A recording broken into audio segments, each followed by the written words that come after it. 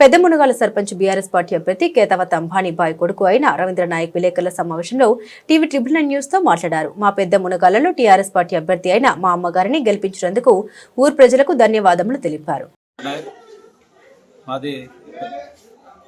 పెద్దమునిగల్ గ్రామ పంచాయతీ నేడుగు మండలంలో గ్రామ పంచాయతీ పెద్దమునిగల్. అదేవిధంగా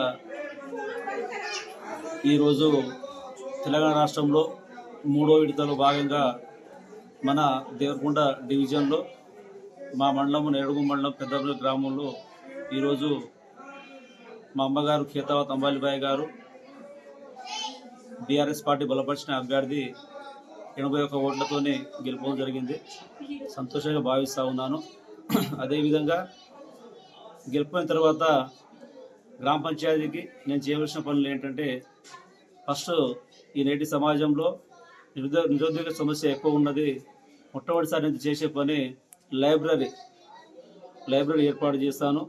అదేవిధంగా వాటితో పాటు వైద్య సదుపాయం, వాటితో పాటు వివిధ వాడలో ఉన్నటువంటి డ్రైనేజీ, దాంతోపాటు మొక్కల పెంపకము చేయాలని చెప్పేసి నా యొక్క ఉద్దేశం.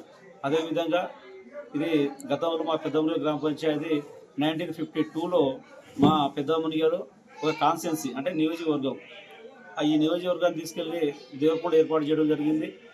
దాంతోపాటు ఇక్కడ అంటే సాగర్ బ్యాక్ వాటర్ రావడం వల్ల ఇక మా గ్రామ పంచాయతీ ఉన్నటువంటి వివిధ తండాలు విచ్ఛిన్నమైపోవడం జరిగింది. దాంతోపాటు ఒక చిన్న గ్రామ పంచాయతీగా ఏర్పాటు చేయడం, ప్రస్తుతము పెద్దమునిగల్ గ్రామంలో సర్పంచ్గా నా బాధ్యతలను నిర్వహిస్తానని చెప్పేసి కోరుకుంటున్నాను. అదేవిధంగా కొంతమంది ఏమంటారంటే, అధికార పార్టీ లేదు కదా, మరి ప్రతిపక్ష బీఆర్ఎస్ పార్టీ అని చెప్పేసి అంటారు కదా. దాంతోపాటు అధికార పార్టీ అనేది ఏముండదు. ఇది గ్రామ పంచాయతీ సర్పంచ్ అనేది దాదాపు మన కేంద్ర ప్రభుత్వం నుంచి మన డాక్టర్ బిఆర్ అంబేద్కర్ రాజ్యాంగంలో 243H ఆర్టికల్ ప్రకారము గ్రామ పంచాయతీ వచ్చిన నిధులు ఖచ్చితంగా కేంద్ర ప్రభుత్వం నుంచి వస్తుంది.